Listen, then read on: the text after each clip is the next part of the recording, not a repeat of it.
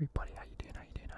Now, I've just finished putting this presentation together. It's very late, the night before you're watching this.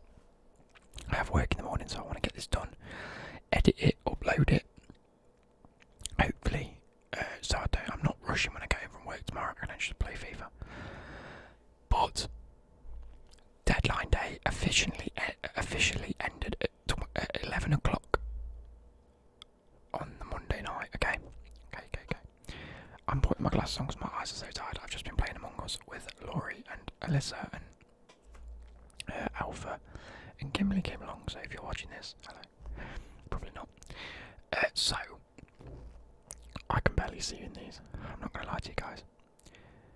If there is anything I've missed, I wholeheartedly apologise. If there's anything that's been completed between 11 and 2-3 o'clock in the morning, because as long as the deal's been put in before, or the negotiations have been held beforehand, they can still go through. But like I say, I wanted to get this out there. I wanted to get it done, and so hopefully we can get it done. So where is my webcam? There we go. I want to move you down into here. We're going to go through all the teams, who they brought in and what I think about them. All in all, these aren't going to be every player they've brought in throughout the transfer window. It's just going to be who I've missed since their respective videos, and obviously who they've signed on deadline day. So moving on, we have Arsenal. They have just signed apparently Thomas Partey for 50 quid. No, I was meant to say 50 million. I think for Arsenal it's a very good deal. 50 million's not, it's a little bit excessive, but in today's market, Arsenal should be a team that can afford that sort of money, so fair play. But I have major issues with them. Martinez is gone, and I couldn't find the fee for that. As you can see, for both them and Aston Villa, I couldn't quite find the fee. Let me try and whip up the internet and try and. So let me go to. If there's anyone I've put fee for, I will have a quick check. Shut up. So we're going to go with Martinez. No. Where's Emiliano Martinez. Signed for 16 million. 16 million is okay, to be fair, to let go. Guendouzi has gone to Hertha Berlin on loan. I'm pretty sure. Guendouzi. He's currently yes. He's gone on a loan. Lucas Torreira has gone to Atletico on loan in a bit of a swap deal, if it were, with Thomas Partey. They've signed Thomas Partey. Lucas Torreira's gone in the opposite direction. Apparently Simeone is not happy with Thomas Partey leaving. However, there is a £20 million optional clause for Lucas Torreira. Now, Arsenal have got rid of Gunnersaurus, their long-serving fan of the club for many years, and mascot. A fan since the 1960s. He's been the mascot since the 1990s, and they've decided they can't afford to pay his wages, so I've got rid of him. That's shocking, Arsenal. That's little brain energy. You've signed a player for 50 million euros. 50 million euros, and you can't afford to keep 44 people employed for the next couple of months. Fuck yourselves. Moving on. Aston Villa. They've signed Ross Barkley on loan from Chelsea. Fair play to them. Ross Barkley is a player that I don't mind at Chelsea. He's had good spells, he's had bad spells. He's been good, then he's been a bit selfish. And I think when he was at Everton, obviously injured, when he's coming to Chelsea, he's never been sort of proper first team quality. So this is going to give him the experience of going out playing, getting more game time. He played for Aston Villa last night. An incredible job he did. So fair play to him. They've gone and signed Bertrand Traore from Lyon for 17 million, an ex-Chelsea player. I rate Bertrand Traore a little bit, and I think he's going to fit in at Aston Villa very well. With the way they played against Liverpool, they've got a solid squad on their hands now, and I might even change where I've put them in my league predictions, because they are definitely going to stay up now, in my opinion. They've strengthened the key areas that they need to. They've brought in a defender a striker, 2 midfielders and a goalkeeper. So they're going to be insane this season as far as I'm concerned. I know the right back, the Brighton mighty cash, sorry, not centre back. But anyway, moving on, yeah, we have Emiliano Martinez, who we've just discussed, has gone from Arsenal. A great signing for Aston Villa. De facto top class goalkeeper for a very long time. And they've brought in a player that's, in my eyes, perfectly suited for Arsenal, let alone Aston Villa, so fair play. Then Ollie Watkins, what a start he's had in the Premier League. Great game against Liverpool. And they've managed to not let anyone go either. Moving on, we have Brighton and Burnley. Brighton have signed a guy called Zakiri from Lucerne Sport in the French League, as far as I'm aware, for 3.6 million. Not the French League, I don't know what league. So I think that's not too bad in all fairness. 3.6 million, not the biggest of spenders, but they did bring in a few players, and I said they've had a decent transfer window up until now anyway, so it's just like an extra player. Out of the club is Locadia. He's gone to Cincinnati on loan, which I think if he's not going to get the game time, you might as well ship him out to a different club. Anyway, Burnley. Moving on, we have Chelsea, who obviously, as you know, we brought in a lot of players, spent a lot of money, but a lot of that was already saved up anyway, so we haven't really done too bad. We've brought in Edouard Mendy from Rennes for 22 million, had a brilliant debut for Chelsea, had a brilliant league debut as well. So, first and foremost, not the worst thing in the world. He looks sharp, he looks like a good shot stopper, and he looks like he's very commanding and can, you know, boss the defenders around a little bit better. Obviously, he speaks French, good for that Thiago Silva, Zuma, Kante sort of aspect. So I'm happy. Out of the club, but we've let Ross Barkley go on loan, as we've already discussed, to Aston Villa. Ampadu has gone on loan to Sheffield. I think that's going to get him good game time, specifically Premier League game time. Batshuayi has left the club for just under 13 million. Good riddance. He's a bit of a donkey. I don't mind him. I think he's quite a cool guy, but not Chelsea quality at all. And then Loftus-Cheek. Oh, I'm a fucking idiot. I've put Everton. It's Fulham. He's just moved to Fulham on loan. Now, he had a great end of the season 2 years ago. He had a big long injury. He's come back, not really hit the right form. He's had some good games, some okay games, never any great games. So I think sending him out to Everton, who have a monster squad this season. I think A, he's going to get a decent bit of game time. B, he sort of fits into a new sort of Ancelotti system that is starting to gel players together, get them playing actual nice, pretty football. So I think that's going to be good for him specifically. Moving on to Crystal Palace, as we've just said, they've signed Batshuayi from Chelsea for 12.6 million. But out of the club, I didn't realise this, Soloth has gone to RB Leipzig for 18 million. So made a bit of a profit on deadline day. I got 18 million into the bank. That literally means Batshuayi came in on pretty much a free transfer, and then whoever else they've signed in the likes of Eze. What else did they sign? I can't remember off the top of my head, but anyway. I didn't put Crystal Palace. I mean, I did put it in, I remember putting it in, but it's disappeared anyway. Next we have Everton, who I thought they'd had a brilliant transfer window, and they've carried on.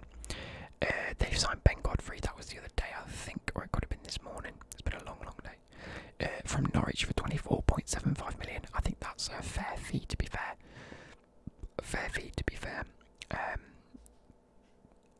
An okay amount of money for a player that is a lot better than Norwich, specifically in the Championship, and is again coming to a relatively new squad and a new sort of level of expertise. I've just said that Loftus-Cheek went to Everton. Fuck me, I'm an idiot. I read my own fucking... This is how tired I am, guys. This is how tired I am. I do apologise. He didn't go to Everton. He's not fitting under Ancelotti. He's not fitting into a good squad because he's gone to Fulham. Everton have also signed Robin Olsen from Roma on loan. Let's just take a breather, take a little bit of a refresh. Where's my drink? Which one's... There we are. Let's take a breather, boys. Not rush this. Yes, they've signed Robin Olsen from Roma as backup / competition for Pickford. Not had the best of games recently.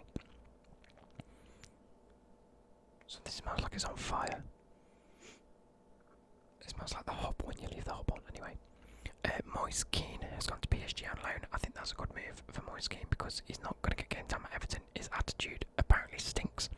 So, good riddance, get you off your payroll for a season.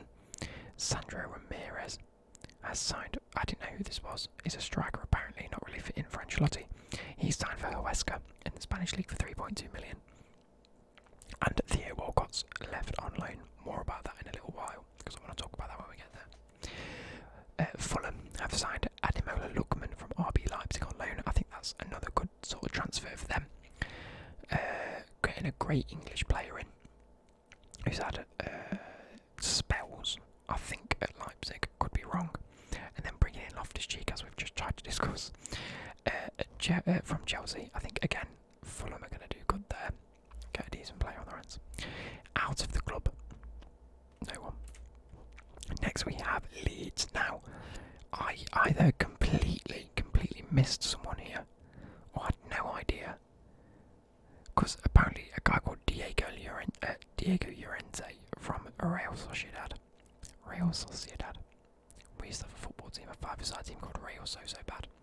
Because it was just full of absolute shit players. It was so funny. Anyway, but they've signed him as centre-back for 18 million. Now we know they need a centre-back. That's plainly obvious. They lost Ben White going back to Brighton. Couldn't bring him in, so a centre-back was needed. He looks alright, you know. And then Rafinha from Stade Rennais for 20 million. Again, another decent player. I like Rafinha. He's had a good few seasons. They're getting a decent winger, you know. Out of the club, no one. Decent. Leicester. Since we last did a video on Leicester, Cengiz Under has signed from Roma on loan. As far as I'm aware, I'm not sure if there's any future fees in that. Could be, not too sure. And then Fofana from Saint Etienne. I've put Saint Etienne. Apologies for that. For 31.5 million. You know, they had a they had a positive net transfer figure, so you know, still had a bit of money to spend, and hopefully that puts them in good stead. Buying a guy like Fofana, pretty solid centre mid, and then Under is a brilliant winger. So yeah, hopefully he can battle again this season. Liverpool, they have signed Ene. Who was Ene again? Oh yeah, fucking no one. They haven't signed anyone else. Bar Thiago, Demiskas, and I feel like I'm forgetting like an obvious one. Demiskas left back, Thiago. Who am I missing?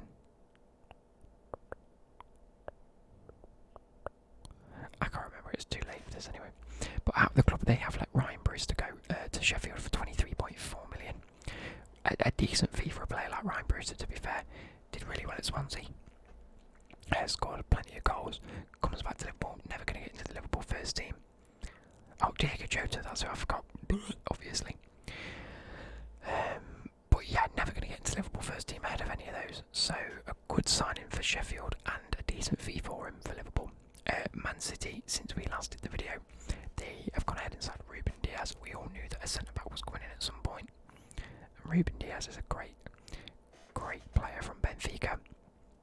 Just over 61 million. But in relation to that, they also got 13.5 for Otamendi. It was obviously a swap deal. It just, they have to put a fee there, so anyway. Now, Man United have absolutely panicked their fucking arses off, haven't they? They tried to get Ousmane Dembele, didn't go through. Tried to get Sancho, didn't go through. And has signed. I also think they've signed another youngster. I couldn't find any information about him though, but one tweet that said it might go through. So I didn't particularly want to follow up on that. And apparently he's only like a 16-year-old lad, so it's not really that important. Alex Telles from Porto. Now that is a huge signing. Not only is that a huge signing, that is a very cheap signing. I think 18 million for Alex Telles is a great fee. Now Edison Cavani, an incredible player. You've got him on a free transfer. Fair play to you. Nothing wrong with that. However, getting a little bit old now. His wages, I assume, are going to be ridiculous, and you're going to be paying. It screams the Alexis Sanchez situation again. You're getting someone that's just a little bit past their prime now. Undoubtedly will probably score you goals. Is a great. he's the best backup option if you're not going to start him anyway. But the wages scream a little bit too much. Whether he's actually going to want to play for Man United in terms of actually want to do well at Man United, or whether he's just come here because he knows that A, they'll pay him the wages, and B, he'll probably get a little bit of game time if he doesn't play well. Who cares really? And then the biggest panic buy I have ever seen. They have paid £19 million up front for Diallo Traore from Atalanta. Didn't make many appearances for the first team last season, if any. With an extra 18 million in bonuses and future fees. That's 37 million in total for a random teenager that I could understand, right, if it was a teenager that's been hyped up, or if it's a teenager that's been, you know, spotted for many years, and it's been like, you know what, he's ready now and he can make the step up to a team like that. You've paid 37 million for a player that not a lot of people have even heard of up until deadline day. Unless you're an Atalanta fan or the club that he was on loan at, you don't know who he is. I want any Man United fan, Maggie, if you're watching this, please let me know how you feel about this one specifically. A, did you know who he was before he signed for the club? B, do you think that represents transfer? Like, does that represent transfer for money? Value for money, sorry, not transfer for money. And C, do you think that's the biggest panic buy you've ever made?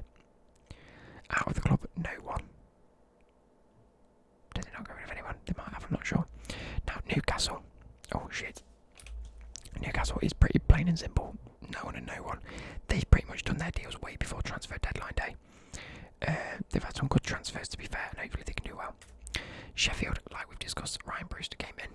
Ampadu was obviously from Chelsea. We've already discussed that. And then out of the club, I don't think they'll let anyone go. I could be wrong with that, to be fair. There might have been some younger players leave.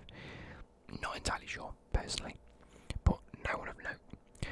Now, Southampton, they have signed Ibrahima Diallo from Stade Brest for 13.5 million.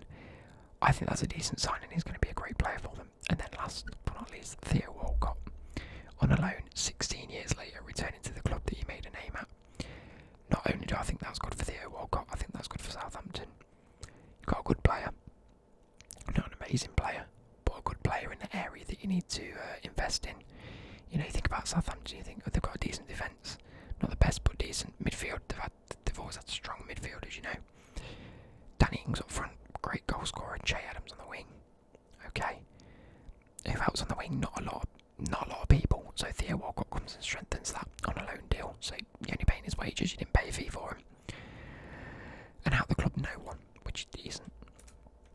Spurs have brought no one in. I think we all expected that. They brought Bale in the other week and Reguilon. I think that squad's pretty much been decided now. Ryan Sessegnon, however, has gone to Hoffenheim on loan. A player that they brought in, was it a year ago, maybe even 3 years ago now. Hasn't really made an impact that he was expected to. You know, an up-and-coming youngster was meant to come in and just do a job, and he hasn't. So let him go out on loan, get that extra bit of game time. Like I say, he's still young. West Brom, blank and blank.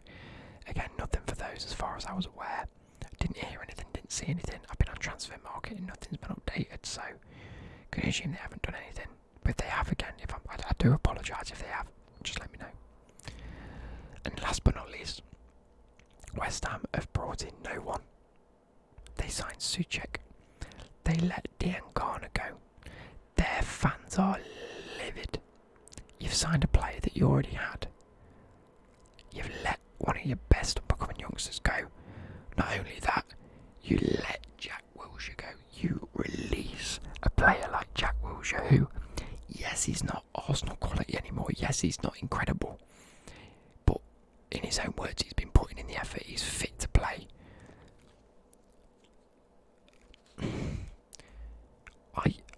I understand the fact that the reason they did it, that was reported, is because they wanted to free up wages and a budget to sign a centre-back. They inquired about Tomori. Tomori said no.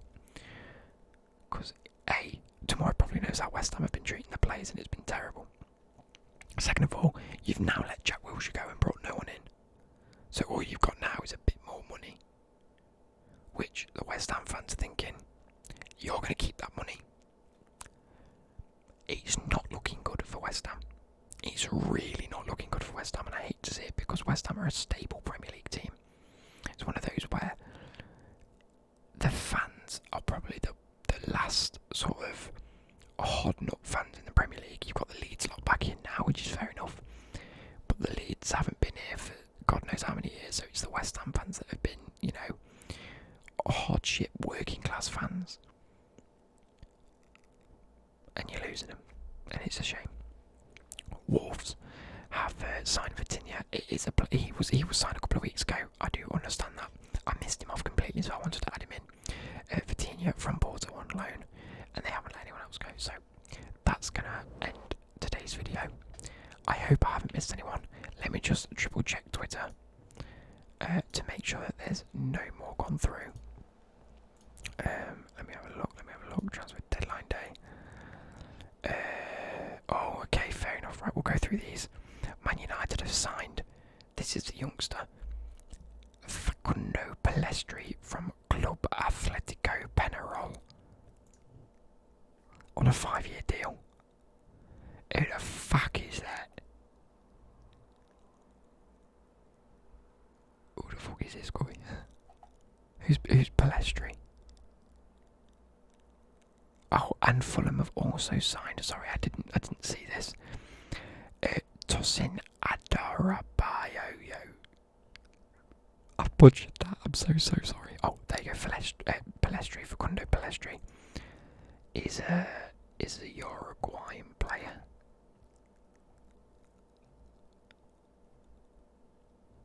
Our scouts have followed him for a long time, and we believe that he'll be a real talent for the long term. Whilst we understand it takes him time for him to adapt to the English game, he is capable of having an impact with his pace and ability to beat his opponent.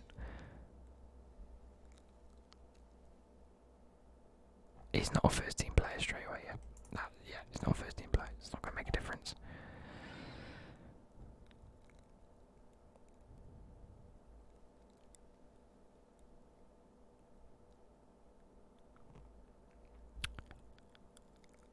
Oh, Fulham have also signed Joachim Andersen on loan from Lyon. Fair play to them. That's not too bad. West Ham made a late move for Tomori from Chelsea. A loan move had been agreed with the player's agent sorting everything. The paperwork had to be done, but 10 minutes before the deadline this evening, Tomori had told West Ham he didn't want to join them. Fuck you, West Ham, you cunts. Anyway, oh, Islam Slimani is going to stay at Leicester. I'm so glad. That's literally it. But who's this Fulham geese? Fuck knows who this is.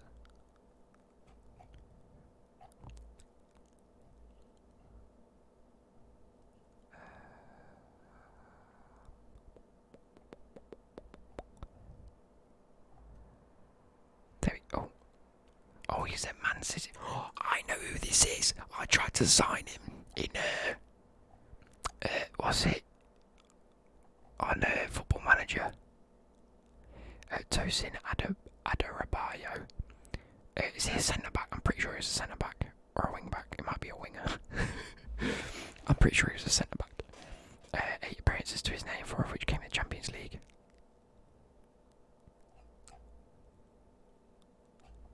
That's all we know about him. Okay. And then Depay hasn't gone to Barcelona, as far as I'm aware. Anyway, and Everton didn't sell Yannick Blasey. That's gonna